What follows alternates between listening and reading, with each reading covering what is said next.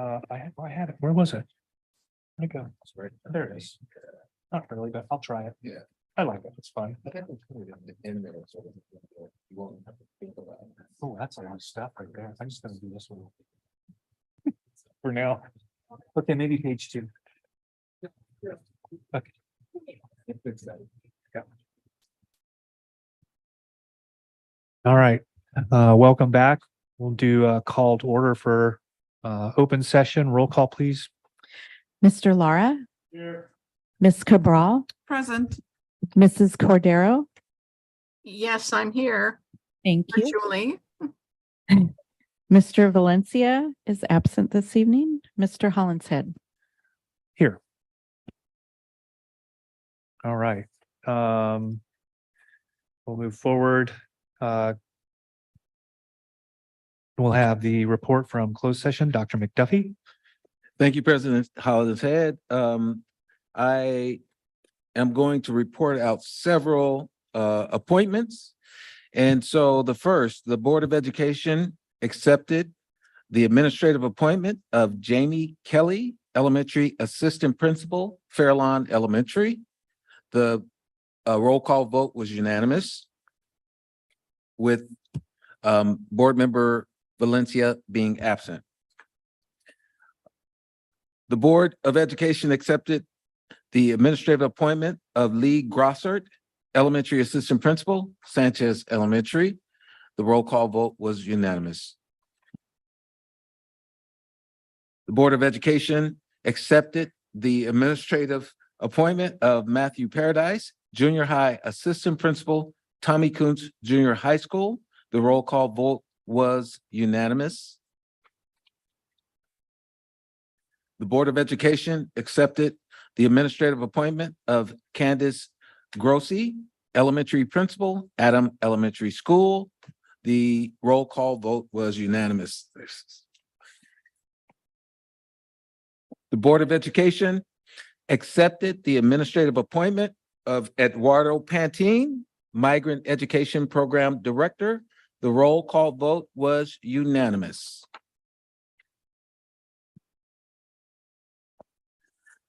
And I am pleased to announce that the unanimous vote was to appoint Ms. Maiju Lo Chung Vu as the incoming Assistant Superintendent of Educational Services, and will take action in open session to approve the terms and conditions of her employment contract. Welcome, Ms. Lo Chung Vu. That's all I have. Okay. Thank you, sir. We'll now have an introduction of our interpreters for this evening. They would be Cesar Ruiz and Sandra Carranza. And greeting and support this evening is provided by Maria Hernandez. Happy anniversary, Maria Cortez and Aida Hernandez. We'll stand for the pledge, please. Mr. Lara, would you lead us?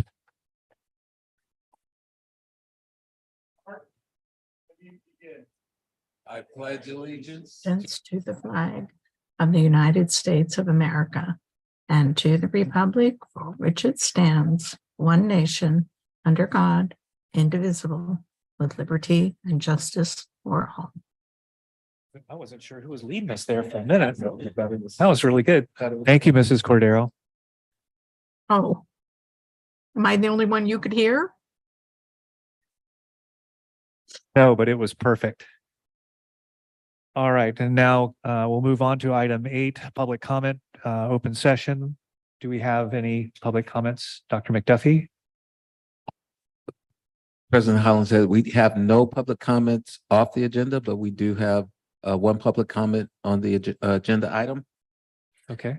Um, And It's Melissa Gutierrez, CSEA president, to talk about the CSEA collective bargaining agreement that's on our agenda. okay, and Ms. Gutierrez, you would prefer to speak now, correct? Thank you. Okay. And I will, there being no other public commenters and you knowing, or commentators, you know the spiel, so I won't recite all that.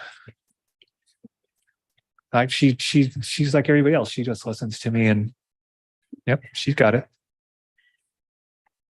I don't want to be too loud because I'm loud in general. Good evening, board members. I come to you tonight speaking in regards to the great work that CSEA and the district did during our negotiation sessions.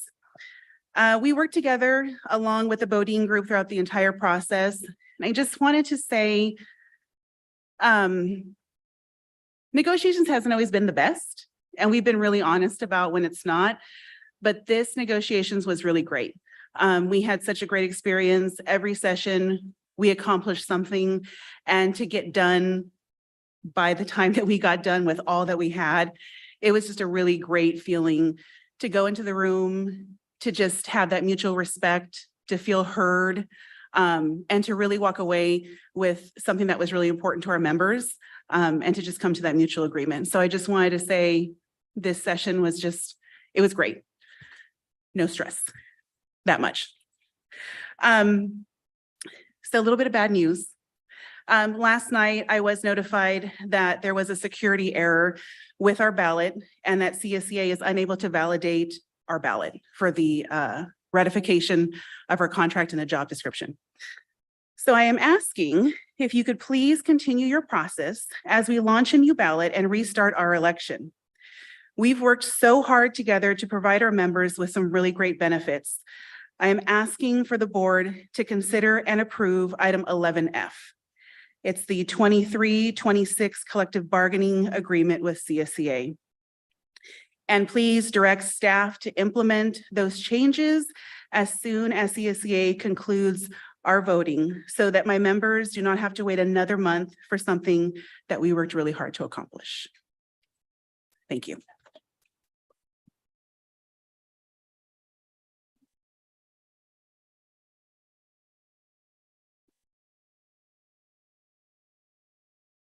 All right, we'll move on to approval of the agenda as presented.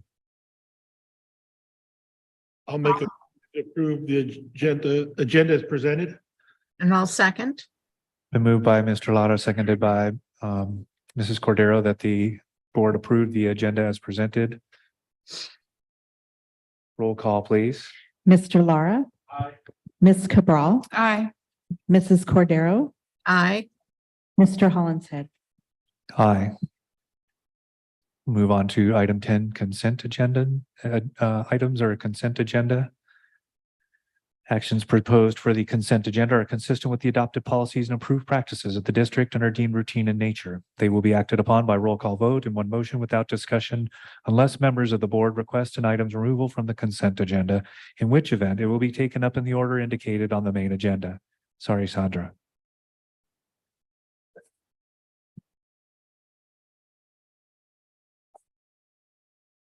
We have a motion. All right, I will move to approve the consent agenda as presented. And I'll second. It's been moved by Mrs. Corral, seconded by Mrs. Cordero, that the board approve the consent agenda as presented. Roll call. Mr. Lara. Aye. Ms. Cabral. Aye. Mrs. Cordero. Aye. Mr. Hollinshead. Aye. Move on to item 11, action items. 11A, request for approval of contract services for election feasibility, early communications, and preparing for a decision on potential bond campaign. Mr. Beecher.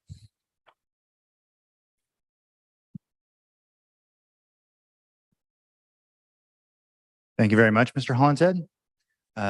As you know, at the start of this calendar year, we started a process where we bring all of the district's contracts to the school board for approval. If they hit a certain threshold, we bring them for specific action. That's what this is tonight. You'll recognize the name if you've been a part of the district over the last 10 years or so. Clifford Moss supported the district in our decision to pursue the Measure T election, successfully passing that bond in 2014. But what's particular about this item is it is support for just that process of early listening, early communication, and really determining that an election is feasible, supporting the board's potential decision to pursue a general obligation bond on a future ballot. This isn't an item that declares that that's going to occur. This is an item that provides a process to prepare us for that decision. And so I wanted to make sure that was really clear for folks, that it's really several steps in the process.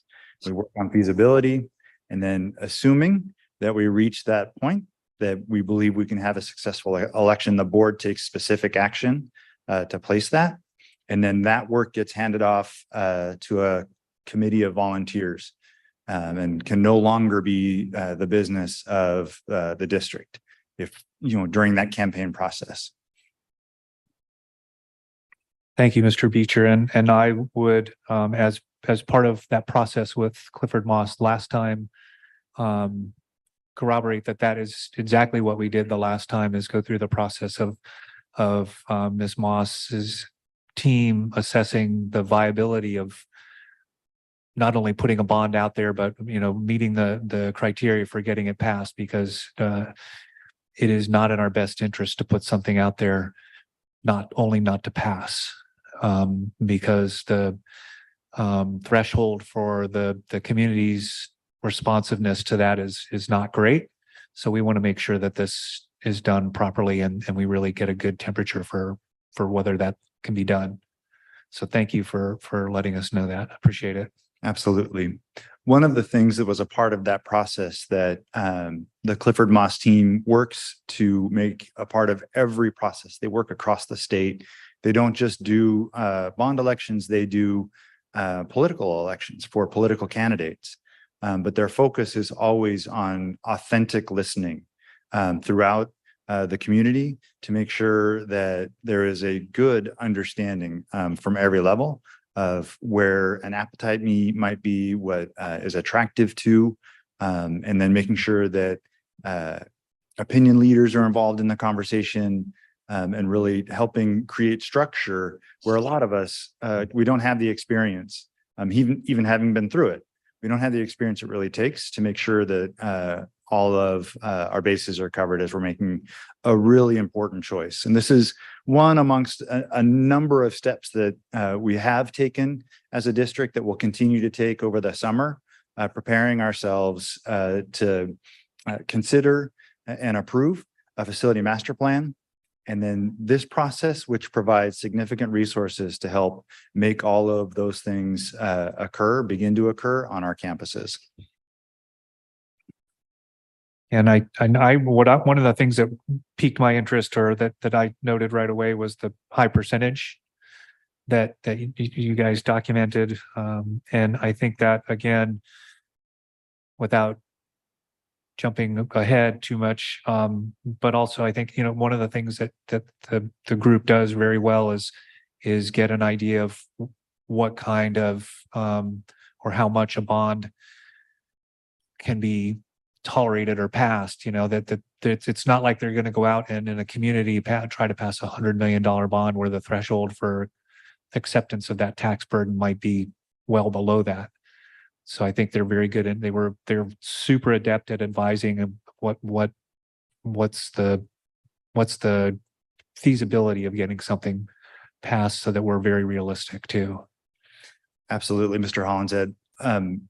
One other thing I'll add is that work isn't done by just the Clifford Moss team.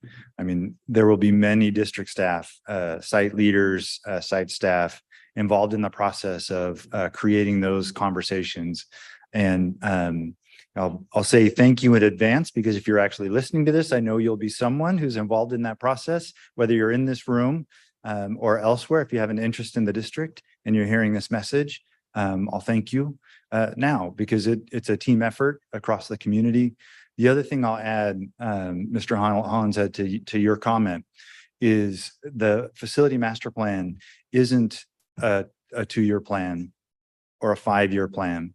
It may not even be a 10-year plan, but it's the plan that we need to make sure that in year 2 and in year 3 and year 5 and year 10, we're making decisions that are in alignment with the overall dream as we continue to think about our future, that we really dream this will be the campus we want here And so we want to make sure those choices are all made in alignment with a plan that lasts and is durable. So it is a long process. And so if the what is indicated based on data is an amount that isn't everything that we need, it's a long-term plan. We can always revisit those choices down the road. So making sure that we bring that into the room as well.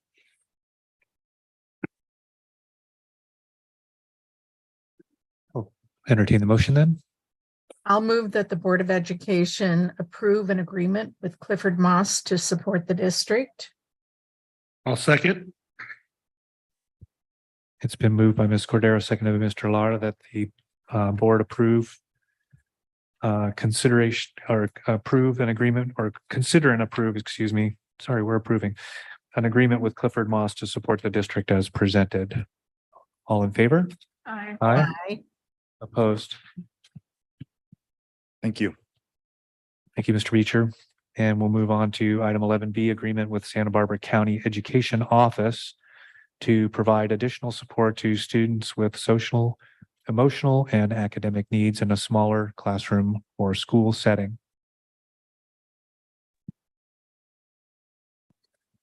Yeah, I believe we have Dr. Zimmerman joining us via Zoom. Yes, good evening, school board, Superintendent McDuffie, cabinet, and Santa Maria family. I apologize I could not be there in person tonight. I am currently in Garden Grove at the Safe Schools Conference, but I'm here to present our contract that we would like to propose with Santa Barbara County Office of Education or Education Office for Fitzgerald School. So we're looking at providing 2 classes of 20 students each for our junior high school campuses. So that'd be split between Fessler, Arianes, Tommy Kunst, and El Camino, and also providing support to Jimenez Elementary as well. Again, 2 classes, 20 students each, and each classroom at Fitzgerald is staffed with 1 teacher and an aide. It provides individualized academic support, so each student receives the adequate support they need academically. Also socio-emotionally, because they have a marriage and family therapist and an outreach mentor that will be assigned specifically to Fitzgerald School. There will also be a drug and alcohol counselor that will be provided to Fitzgerald as well to support the students that are there. And we will be working with the Communify program, which will provide a case manager to refer families to different levels of support depending on the nature of the case for each student that's referred to the program. They'll be receiving the Hova Noble curriculum, which is research-based, indigenous-based youth leadership development programs that are focused on preventing substance abuse, teen pregnancy, relationship violence, etc. Very thorough curriculum that all students at Fitzgerald will be provided. And we have had an MOU with Santa Barbara County Education Office for over 10 years and worked with them, referring students, not only students that are expelled. So when I present cases for students that are expelled, those students do go to Fitzgerald School when they are junior high school. Other students, we've refined our referral process with those students who do go to Fitzgerald at this point, because we want to make sure that every school site, every junior high school site has exhausted all levels of support, tier 1, tier 2, and tier 3 that they can provide. So there is a panel of individuals that do look at each case, and the school administrator provides the case to the panel. We look at each student, we look at what has been provided, and if it meets the criteria of referring to an outreach mentor, school-based therapist, teen court programs, those forms of interventions, and they have failed to show adequate progress with that, then we accept them into the Fitzgerald program. So and again, it's the students with the highest needs, and we do make sure that we have meetings to make sure that we do refer the right students to the right program, and that Santa Maria Bonita has offered every intervention possible to these students before we place them at Fitzgerald.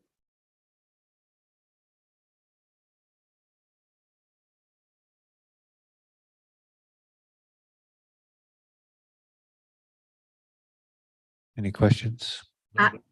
Just a technical one, is the cost based on a per student basis? I see it states it shall not exceed. So is it X amount for each student? Well, it's based on having two classrooms. So regardless of how many students we refer, we will pay the $758,916 not to exceed. We have last year, just to give you an example, is we did max out our capacity with students. So it was not an issue with the referrals and getting students over there. So we are maximizing our dollars there. And it's generally under 1% of every junior high school student that goes there. So like I said, we've exhausted every intervention we can possibly do before those students are referred to Fitzgerald. And these are not necessarily students who've been suspended or expelled. Expelled, yes. For the junior high schools, yes, these are students who've been expelled. This is our option for them to be placed. But for students that have been suspended, no. It's a matter of these students have been habitual offenders that are repeated suspensions and are starting to go towards the route of expulsion. And at that point, after we've exhausted all of the interventions that we can as a district, these are the students who would be placed at Fitzgerald. Okay, thank you. You're welcome. So, and just for a little more clarification, Dr. Zimmerman, maybe a couple of examples of the criteria that some of the, other than repeated suspension, perhaps that some of these students would have to fulfill to be, well, one, identified and then referred to Fitzgerald. And then I guess the second question would be, is this a permanent placement? And how do they move in or out of Fitzgerald? What's the criteria for that? Good questions. So to be referred, it's a matter of they fill out the school site will refer them based on repeated patterns of suspension. These are most likely kids that are moving towards expulsion, that have been suspended multiple times. They've been offered the interventions that we have with parent project classes, teen court, outreach mentor, school-based therapist. They've had time in these interventions. So it's not that it was just a referral, but it was actually something that took place and has been given time for the student to actually participate in. So, 8 to 12 weeks, they've been in this intervention and it's still not working. Those are the students. And again, it's not just me that's on the panel, but we also have a panel of interdisciplinary folks that help present this or oversee the cases, from Fighting Back, from Teen Court, from CADA, from Family Service Agency, and myself. And then from the school site that present the case, and then we listen to it and we make sure that there's not something else out there that we can provide to the student before we make this final decision to move them over there. There's also a pre-meeting that's held with the parent to ensure the parent is aware of the circumstances, what we've done as a school district in order to provide them with all of the resources that we have available, parents in agreement, and at that point it'll go to the committee in order to move forward. In order to return, I meet with the Fitzgerald staff on a regular basis. We meet 2 to 3 times a year, either semester. Next year, we started the year with not a lot of students, so we started with semester. Next year, we're going to move towards trimester. But we review each student that is there, and we look at their academic progress. We look at their discipline, and then we had a number of students that we moved back this year to the comprehensive junior high schools that were showing success at Fitzgerald, and we don't place them back at their school of origin because they already showed that they did not have success there. So for example, I worked with Tommy Kuntz staff of a student who was placed from El Camino, and we had a re-entry meeting where we involved the Fitzgerald staff, we involved the Tommy Kuntz staff, and I was there present. And we talked about how we could reintegrate the student back into the school, into a comprehensive junior high school, what supports they needed, what kind of teachers would best accommodate the student's needs. So we looked at the student, through every possible, all the different lenses of how we could best support them so they would re-enter the comprehensive junior high school and be successful in that capacity. Outstanding. And I think that only engenders a couple more questions. One is the student's desire to transition back taken into consideration, or is there, I guess, a portion of that consideration that is student-based? I mean, are there ever students who don't want to go back into one of the junior highs and stay perhaps at Fitzgerald? So we had one case this year, and it was more the parent and the student, and the parent had expressed that this was the first time they had heard from the staff how successful the student was doing. And the student was an 8th grader, and they had received a number of positive phone calls, and it was moving into the 2nd semester. And they said, we just want our student to be ready for the 9th grade. We like what's happening, and we want to keep the progression going. So at this point, we had said we really would like them to come back to our junior high school sites, but they said, you know what? He's doing so well over here. We want to keep him there, and then we want to transition him to the high school and make sure that he's starting out on the right foot. Okay, and then I think my only other question was around, as this is an LCAP funded apportionment, what are those the measures that we use as far as metrics to continue to assess the efficacy of the spending of that money or allocation? So in regards to qualitative data, we tried a quantitative approach or not, when looking at student return to campus, but we found that it was You're frozen.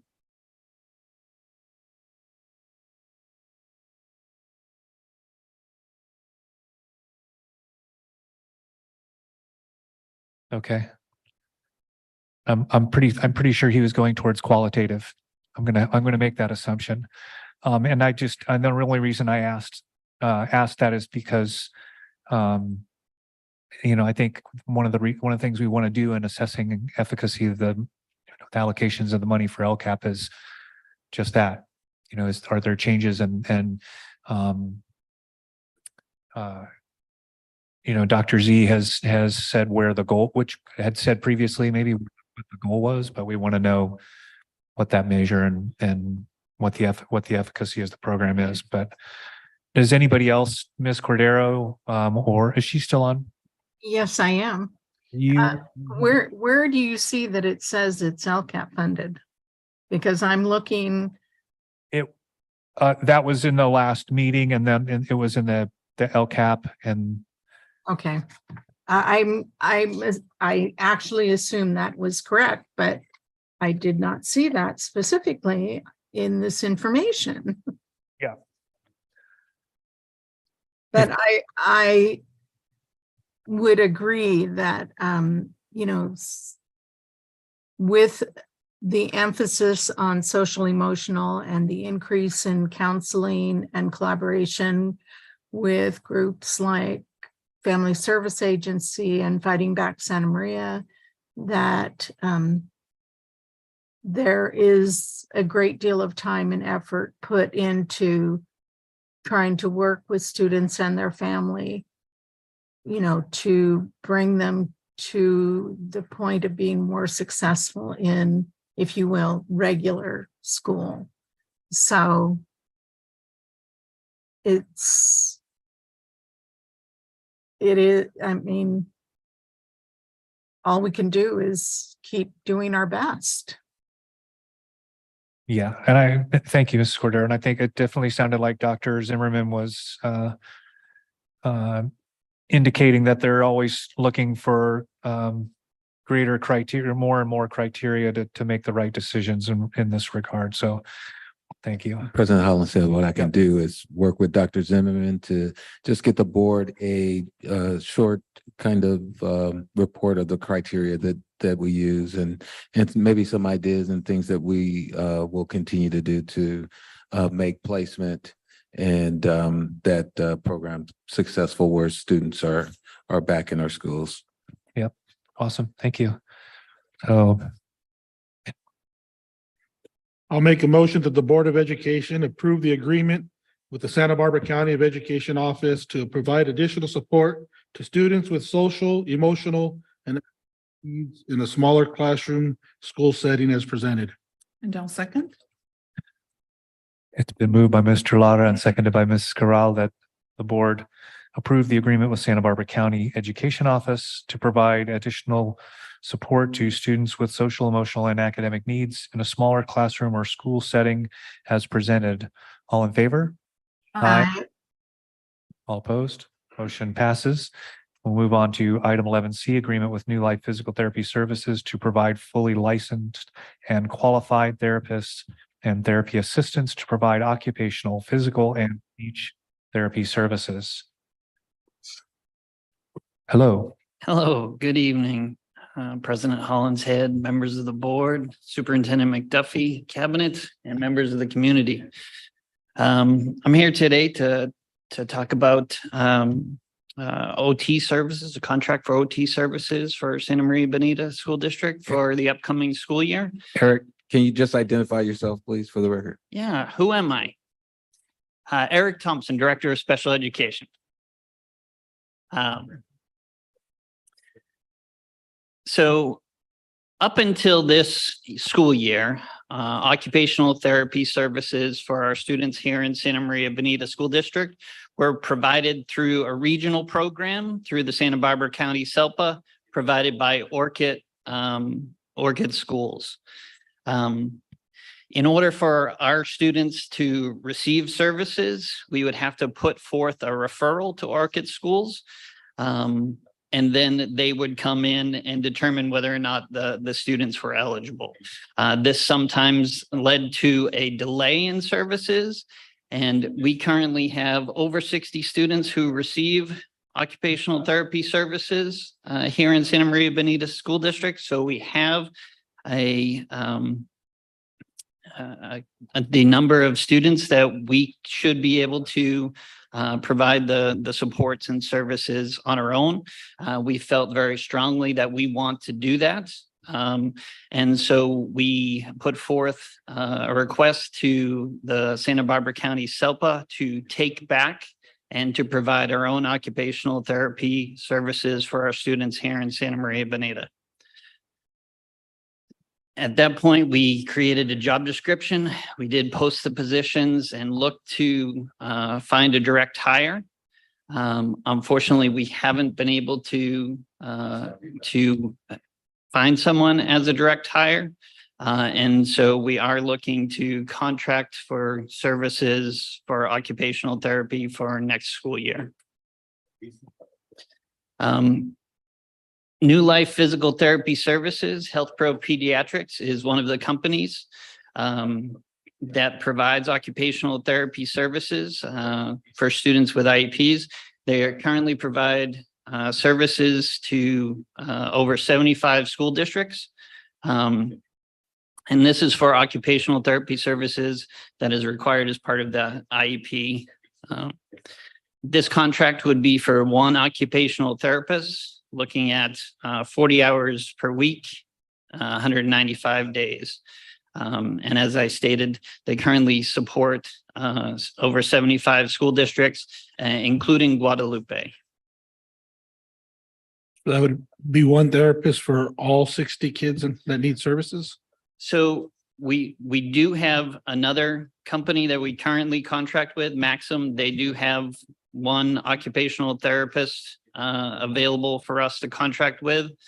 And then this other company also has one that is available. So we'd be looking for two occupational therapists to support those 60 to 70 students.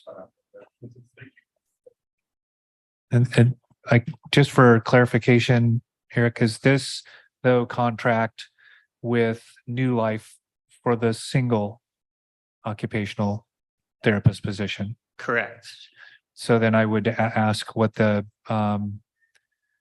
with at 40 hours a week, 195 days in the year, what the unrelated costs are outside of salary, because 172 seems quite a bit larger than straight just the salary. So that is the hourly rate. So it's the salary for the employee, their employee, and then whatever the cost of administrative fees for the vendor.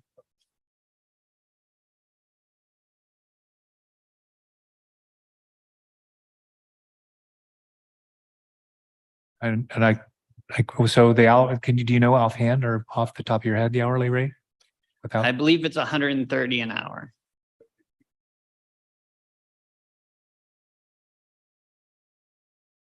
Well, I understand why they don't want to work with the school district. yeah, Now, keep in mind, they do not receive that full amount. It's usually half or a little bit more as far as their pay. But then they do receive, other benefits. Like this is, a lot of these are traveling therapists and come from all over the nation. And so they offer things like, relocation payments and other benefits such as maybe housing subsidies and things of that nature.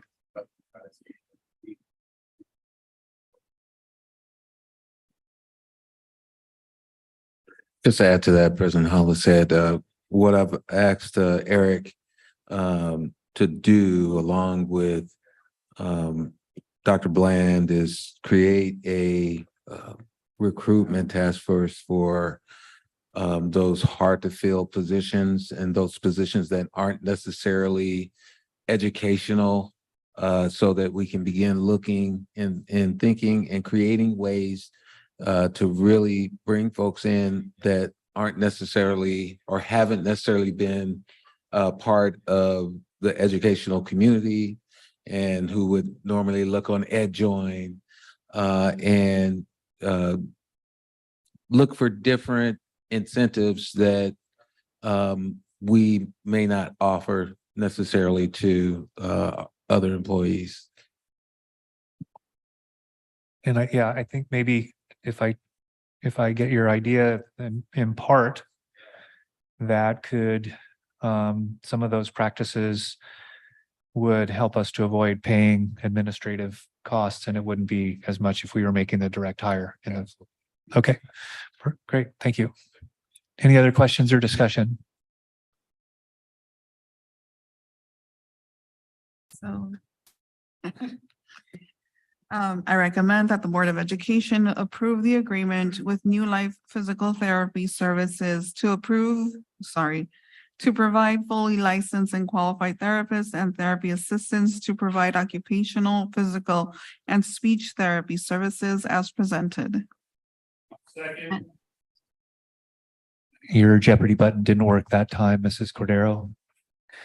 Was moved by Ms. Cabral, seconded by Mr. Lara, that the board approved the agreement with the New Life Physical Therapy Services to provide fully licensed and qualified therapists and therapy assistants to provide occupational, physical, and speech therapy services as presented. All in favor? Aye. Opposed? Motion passes.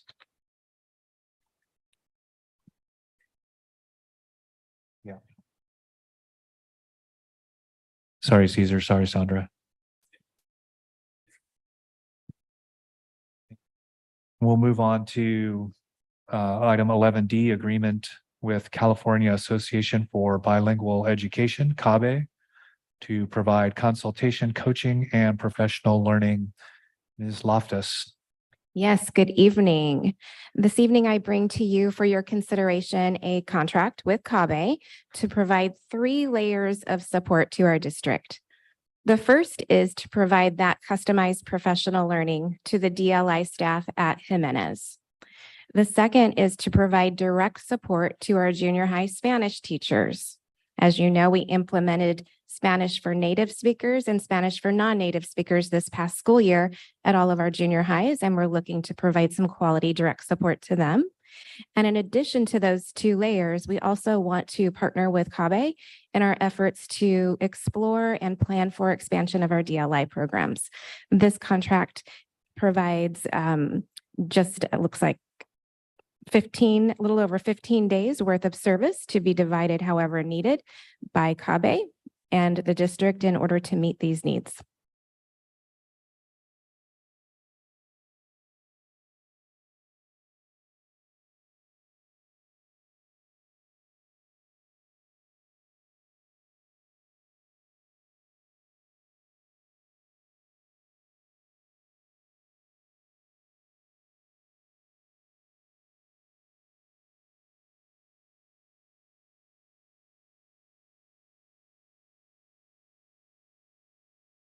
It's super good work, super good stuff. All, I think, things that have been sussed out in our discussions before with DLI. So really appreciate the thoughtfulness in this.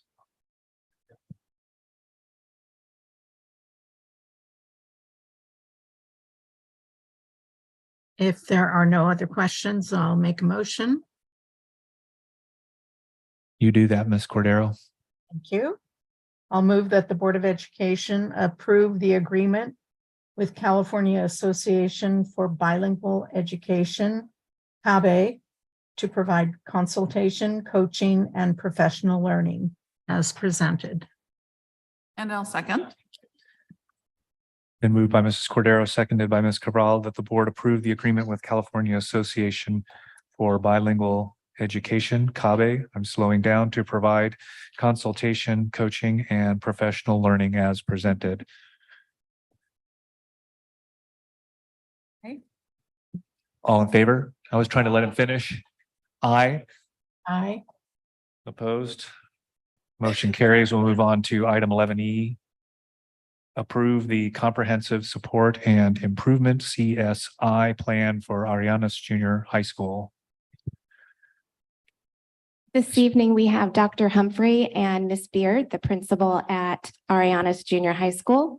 Both Dr. Humphrey and Ms. Beard, along with Nicole Wiseman, have worked collaboratively with the Arianas team to put together that comprehensive plan as indicated, and tonight they will share that with you for your consideration. Yes, thank you. Good evening, all. We'll be presenting for approval the comprehensive support and improvement plan for Arianas Junior High School for the upcoming 23-24 school year. Providing just a bit of reference and context, and I'll hand it over to Principal Beard to give you the details on the implementation.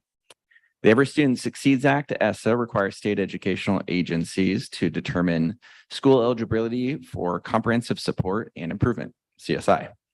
LEAs with schools eligible for CSI are required to develop school plans to improve student outcomes. For 2022, CSI low performing consists of schools that received Title I funding for the 21-22 school year. No less than 5% of the Title I funded schools are included in this category. Those Title I funded schools, as required by ESSA, will be determined based on state indicators data from the 2022 dashboard, using the status level combinations that schools receive at the school level on the dashboard state indicators. Arianas Junior High School met the following criteria for this. Schools with all indicators at the lowest status level, but one indicator at another status level. And to be able to address this, as well as the details of the implementation and the opportunity this presents for us, is Principal Beard. So we were notified in February of 2023 that we were a CSI school. And from there, we started planning. So we started working with both Sam Humphreys and Nicole Wiseman, looking at what we could have for our comprehensive support plan.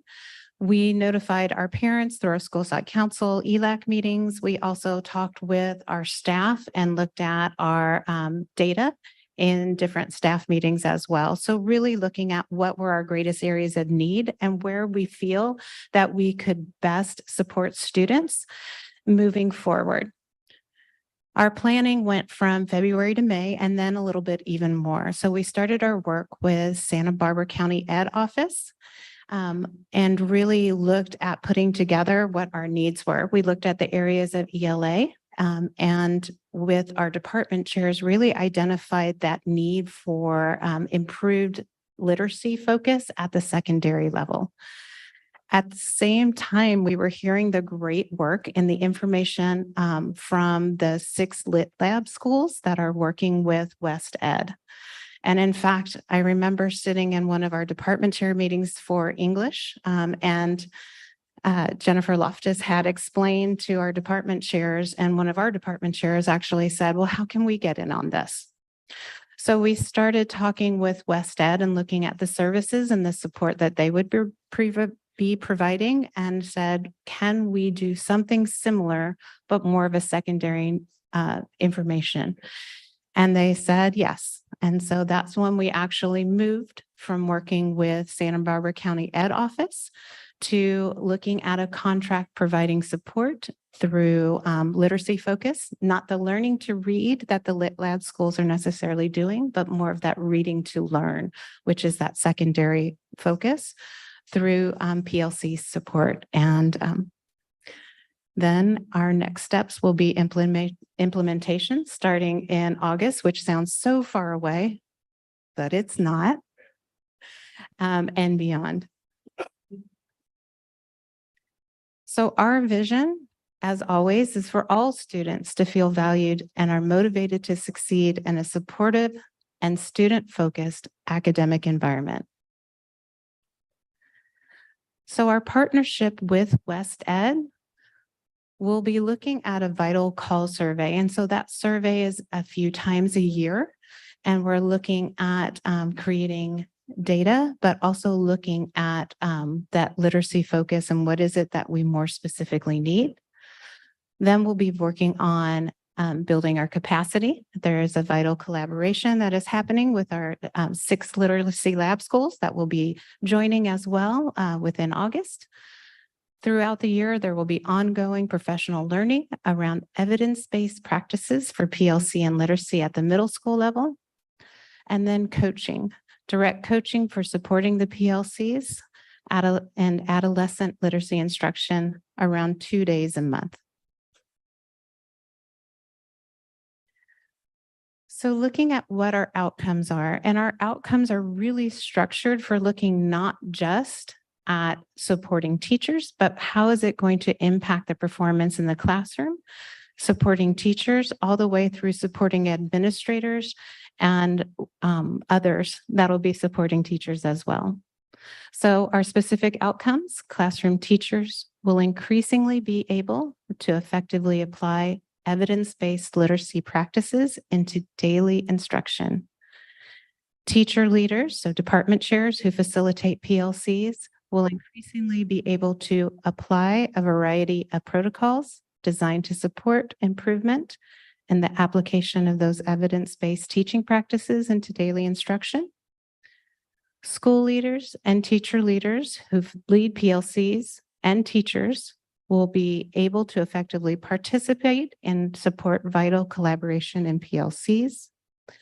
And school and district leaders will be able to increasingly observe PLCs and provide actionable feedback to PLC facilitators and their collaborative teams.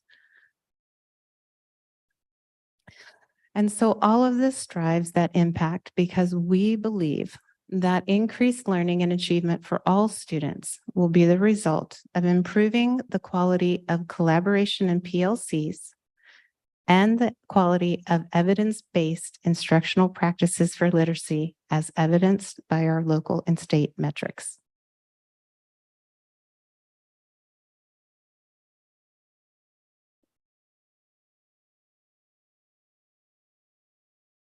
All right.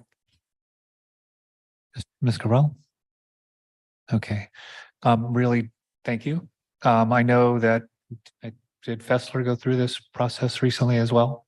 They did. And was there anything that you were able to garner from Dr. Palmerston in this regard, or Absolutely. Okay, great. Absolutely. So definitely work with Dr. Palmerston in asking different ideas and quality, but also really looked at what we needed as a school. So looking at that overall CSI process, what to expect, really what do we need to think about and what areas of collaboration should we be looking at, but then also really looked at again, what is it that we need and what have we been working on as well. And so we've been working with literacy and evidence-based practices. We've been working on PLCs, but really that impact back from our staff and our teachers is really how can we get to that next step? And so hearing again about that work with WestEd really allowed for us to say, this is where we want to go. Great. And the reason I asked is just in part because a lot of the presentations we hear about PLCs and PLCs and PLCs. And so hearing that staff are in part of that process is really important to know and understand that they're part of that and going forward. So I appreciate that. Sounds good. Ms. Thank you. Cordero, how are you? I'm good. I'm confident that with that kind of support, they will definitely see some progress. And hopefully that while the focus is on literacy, pretty much every curricular area involves literacy, so it won't be just limited to a small group of teachers. I bet you that's an integrated approach. Very much so. All right. I'll entertain a motion. All right. I will recommend that the Santa Maria Bonita School Board of Education approve the comprehensive support and improvements CSI plan for Ariana's Junior High School as presented. And I will second that. It's been moved by Ms. Cabral, seconded by Mrs. Cordero, that the Board of Education approve the comprehensive support and improvement CSI plan for Ariana's Junior High as presented. All in favor? Aye. Aye. Motion passes. Thank you. Thank you guys very much.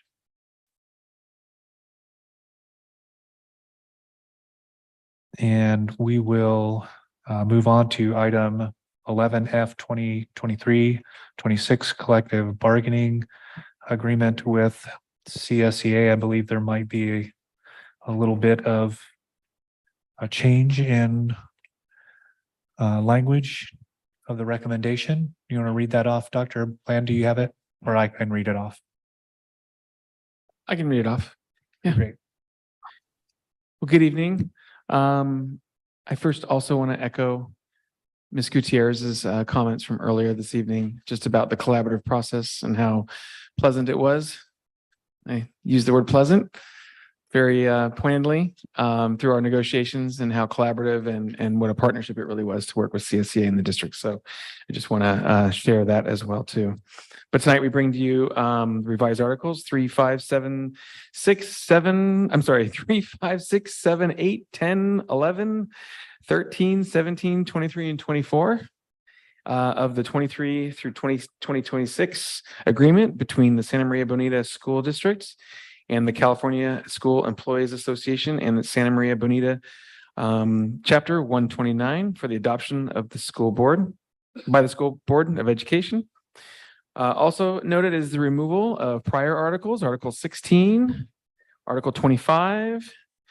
Also includes the revised articles tentatively agreed upon our Appendix A through E, which also include the tentative agreement regarding the financial settlement and a continuation of the memorandum of understanding regarding the Job Analysis Committee for adoption by the Board of Education. And attached are the tentative agreements and memoranda of understanding with CSEA. We'd also like to present the public disclosure of the proposed collective bargaining agreement in accordance with AB 1200 and AB 2756 CGC 3547.5. In accordance with the requirements, and of governance code 3547.5, the superintendent and chief business official of the Santa Maria Bonita School District hereby certify that the district can meet the costs incurred under the collective bargaining agreement with the California School Employees Association during the term of the agreement from July 1, 2023 through June 30th, 2026. And the attached tentative agreements of memorandum of understanding reached by the school board, by the California School Employees Association, excuse me. So the modified recommendation for tonight is that the school board of Education adopt the 2023 to 2026 collective bargaining agreement with CSEA as presented, and further direct staff to delay the implementation of this agreement until after CSEA has concluded its ratification process. I'll second that. Okay. Does anybody want to move to her second? Actually, because I'm remote, I can look at my phone and read it. So I'll move that the Board of Education adopt the 2023 to 2026 collective bargaining agreement with CSEA as presented, and further direct staff to delay the implementation of this agreement until after CSEA has concluded its ratification process. The move by Mrs. Cordero, seconded by Mr. Lara, that the board adopt the 2023-2026 collective bargaining agreement with CSEA as presented, and further direct staff to delay the implementation of this agreement until after CSEA has concluded its ratification process. All in favor? Aye. Opposed? Oh, sorry, roll call. Yeah. Mr. Lara, Aye. Ms. Cabral, Aye. Mrs. Cordero, Aye. Mr. Hollinshead. Aye. And motion passes. Thank you, Melissa.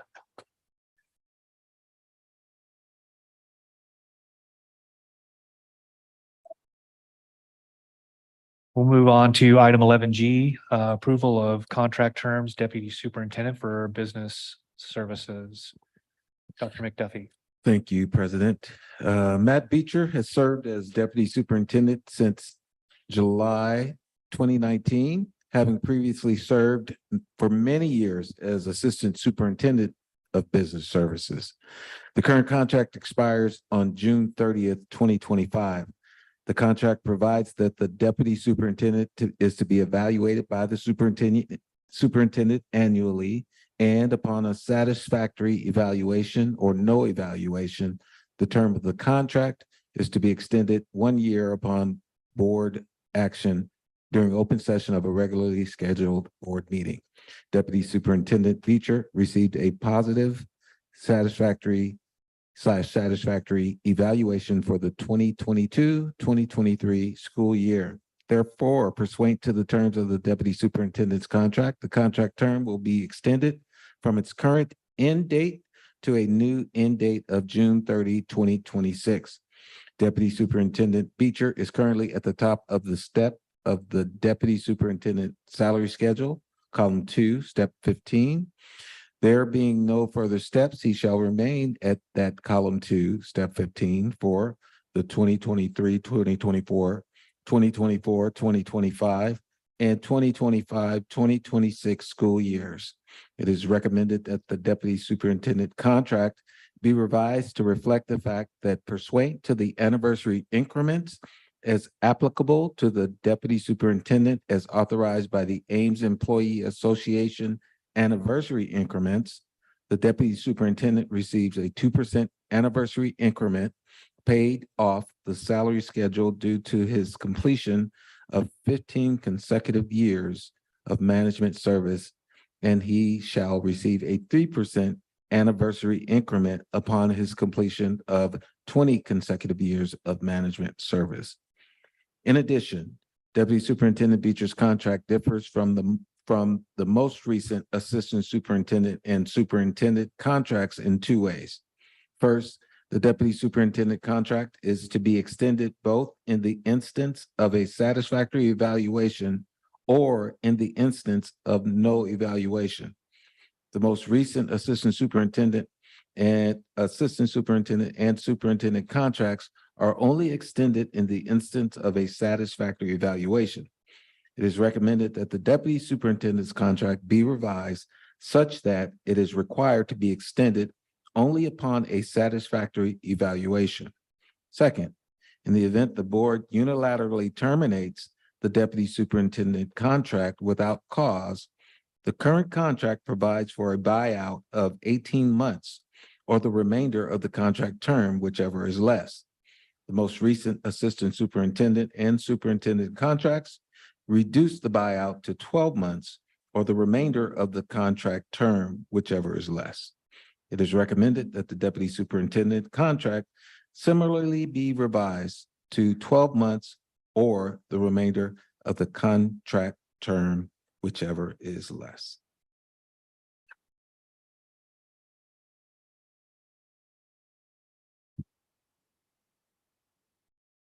There's no questions or discussion? No.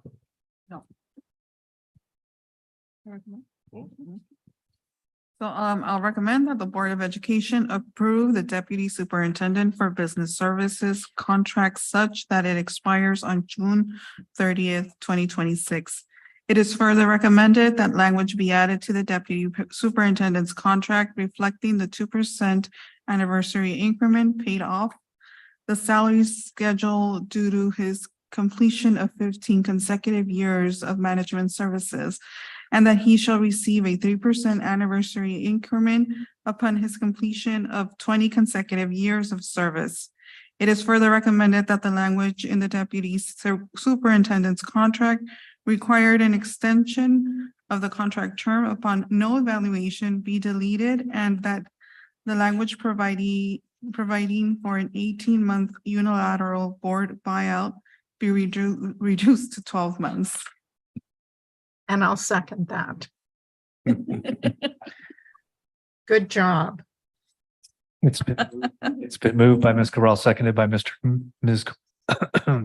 Cordero, that the board approve contract terms for deputy superintendent for business services as stated. That's the, all in favor? Aye. Opposed? Motion passes. We'll move on to item 11H, discussion and approval of contract terms, assistant superintendent, educational services. Start right there, just for information. Thank you, President Hollinshead. As you all know, former Assistant Superintendent of Educational Services, Melissa Dutra, resigned effective June 30th, 2023. We conducted a thorough search and interviewed numerous candidates. We were fortunate to meet Maiju Lo Chung Vu in our search. Earlier this evening, the board approved the appointment of Ms. Lo Chung Vu to serve as the Assistant Superintendent of Educational Services. Ms. Lo Chung Vu comes to us all the way from St. Paul Public Schools in Minnesota. She started there as a teacher in 1998.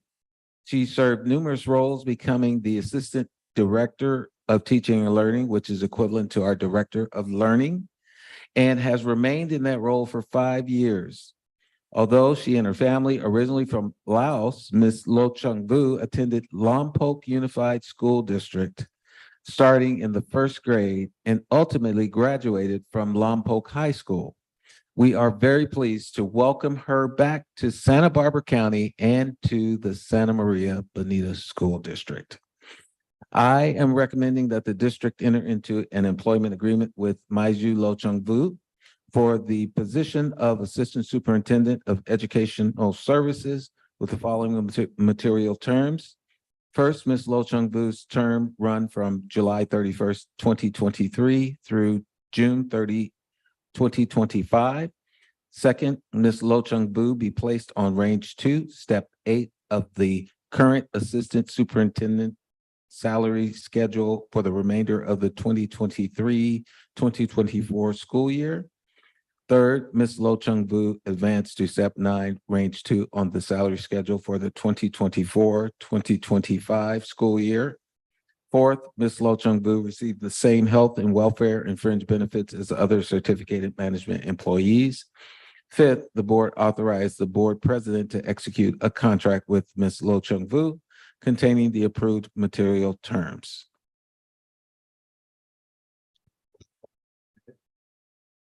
And at this time, I would like to hear from, or if anybody, board member has anything to say, any recommendations or questions or comments.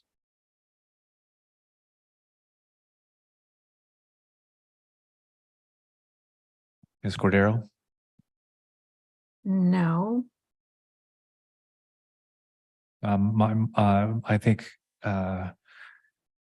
my comment at this juncture is really that, I think we want to welcome Ms. Lo Chung Vu into the district and do all that we can to support her in continuing the trajectory that teaching and learning has gone through, especially in these last few months under the guidance of Ms. Loftus, whose great work we very, very much appreciate as our interim assistant superintendent in that department, and continue to create a positive and professional and very a positive and professional atmosphere there in the department, and really seeking out the greatest attainment of success that we can for our students. And then, so that being said, at this time, I'll move that the district enter into an employment agreement with Mai Chung Vu for the position of Assistant Superintendent of Educational Services with the following material terms. Ms. Lo Chung Vu's term runs from July 30th, 2023 through June 30th of 2025. Ms. Lo Chung Vu will be placed on range 2, step 8 of the current assistant superintendent salary schedule for the remainder of the 23-24 school year. Ms. Lo Chung Vu advanced to step 9, range 2 for the 24-25 school year. Ms. Lo Chung Vu received the same health and welfare and fringe benefits as other certificated management employees. And the board authorized the board president to execute a contract with Ms. Lo Chung Vu containing the approved materials. And I'll second. We'll go with Mrs. Cordero for that one. So moved. Thank you, Mrs. Cordero. Roll call, please.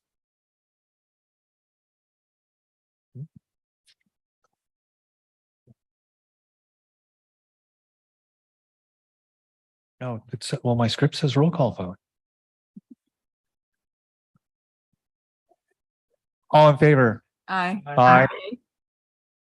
Opposed? Motion passes. Thank you. We'll move on to item 11. Resolution 23-01, approving the absences that only has one S of board members from meetings of the Board of Education. Dr. McDuffie. Yes, sorry. The attached resolution must be adopted in order to compensate board members for absences from board meetings to perform services outside the meeting for the district. If the board member was ill or on jury duty, or the absence was due to a hardship deemed acceptable by the board. Move to approve. I'll move that the Board of Education adopt Resolution 23-01, approving the absence of board members from meetings of the Board of Education as presented. Now it's roll call. Oh, I second. Yeah, okay, thank you, Ms. Corral. Second. We've got a motion by Ms. Cordero and seconded by Mrs. Corral that the board adopt Resolution 23-01, approving the absences of board members from meetings of the Board of Education. Roll call, please. Mr. Lara, Aye. Ms. Cabral, Aye. Mrs. Cordero, Aye. Mr. Hollinshead. Aye, and motion passes. There are no discussion items this evening in the agenda. Any items of new business that you wish to investigate? Very good. Any reports? Happy summer to all. Yay. Nothing. I would just mention that in June, I was able to get to the 3 sites where our summer school courses were offered. And it's always fun and interesting to see what kinds of activities students are engaged in. And while it's extremely, wonderful for teachers to have small classes, I wondered, why they were that small. So, I did ask, and students were being bused from anywhere in the district to attend classes.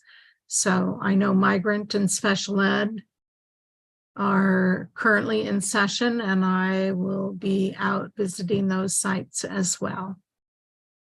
But it's been pretty quiet, and I apologize for my in-person absence, but a low-grade fever and just general malaise, I guess. I did not wish to share that with my colleagues.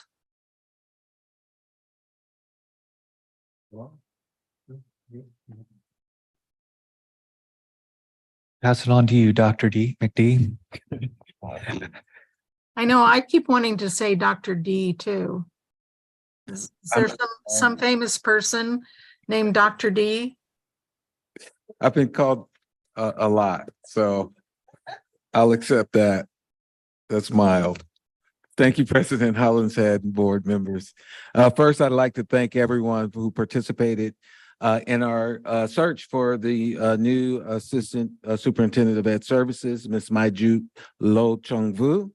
The interview panel who took time in June to provide me the input on this very important position.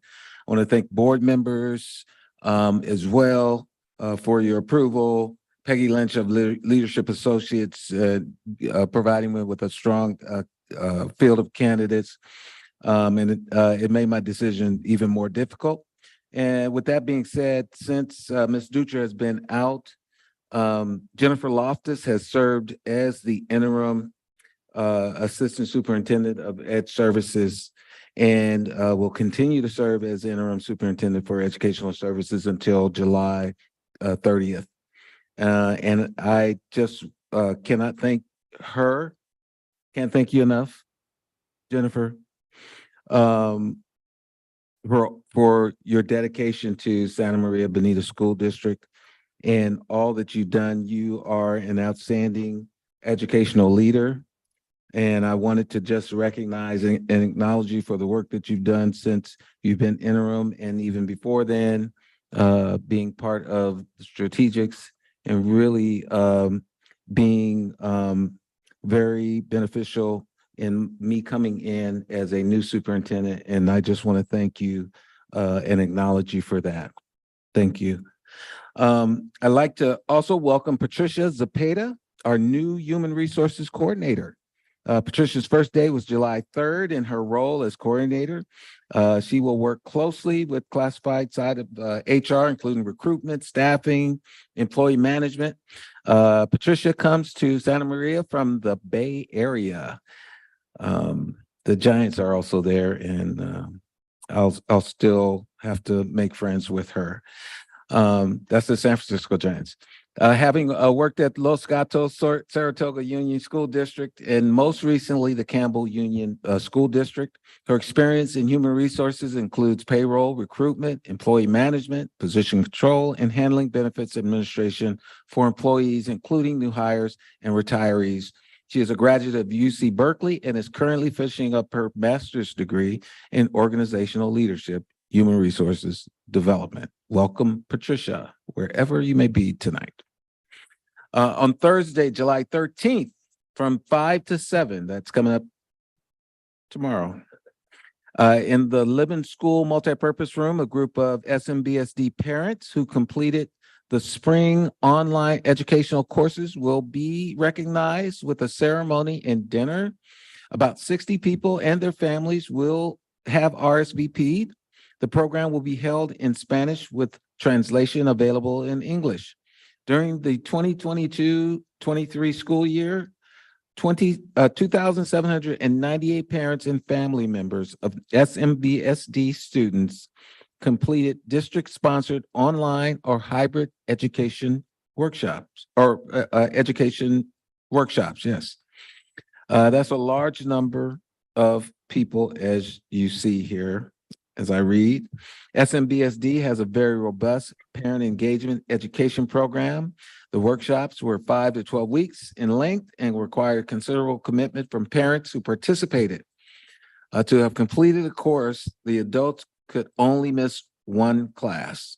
The courses included ESL, understanding social emotional learning, financial literacy, technology, and more. The board is invited to Thursday's celebration event. On Saturday, that's coming up July 15th, from 8, no one thought so much happened in July. From 8:30 to 5 p.m., the district will host a school readiness health fair here at the Sousa Center. Community Health Centers, CHC, will provide no-cost immunizations to ensure that incoming transitional kindergarten, and 7th grade students have their required immunizations in time for the start of school on August 10th. Additionally, SMBSD Family Engagement Team will distribute school supplies and clothing to students and families. There will be dental screenings for 4 and 5-year-old children. All of the items provided, vaccinations, supplies, and clothing, are while supplies last. The event will be closed from noon to 1. SMBSD bilingual and trilingual staff will provide assistance with transitional kindergarten and kindergarten enrollment paperwork. This event is for SMBSD students and their families only. And I want to mention this other one here. At the end of June, I met with Santa Maria Police Chief Mark Schneider to talk about items relevant to his department's commitment and relationship building with our schools and students. I also recently attended the Santa Barbara County Safe Schools Coalition work group meeting. And for the remainder of the week, I will be at the Safe Schools Conference I'll be joining Dr. Zimmerman up there where was he? In Garden Grove or Anaheim? Yes. So I'll be driving out after I finish speaking to that conference and meeting him up there. The conference will focus on providing services and programs that support socio-emotional health for our students. We'll be discovering the latest and best ways to continue to keep our schools safe, positive, encouraging, engaging learning and teaching environments. And all of this work is related to our strategic plan and our belief that physical and emotional safety is foundational for personal fulfillment for everyone in our district, especially our students. So I want to thank you. And finally, this is off the script that I have, but I want everyone to look at the logo that we have here. And we also have these values that are hidden right now. I'm going to let you know that we're going to be changing. We are beginning to look at branding ourselves based on 2022 and the community and really getting input from community on what a logo looks like for the Santa Maria Bonita School District. And I am just very excited for us to have an identity that we can say, hey, this is who we are. And so more to come. but you may not see this here. We'll retire it, and we're thinking about maybe creating an SMBSD museum of some sort to have our old artifacts where we can talk about what traditions have come to our school district and how we've adjusted and how we've changed and how we've grown. So just wanted to mention that as well. And that's all I have. Thank you. Well, thank you for all that. I would echo your thoughts about July because I ran into the superintendent from Orchid. Oh, you guys have a meeting? Oh, we don't. Talk to the school, the superintendent from the high school district. Oh, you guys have a meeting? We don't. For all the people who've come, sat with us tonight, done all the, I mean, really great presentations, and done their due diligence. We, the board, greatly appreciate all of you. And so enjoy it until August. We did a lot of work tonight too. It's rough, but somebody has to, Mrs. Cordero. I know. Even from my sick bed. Oh, that's, yeah, epic.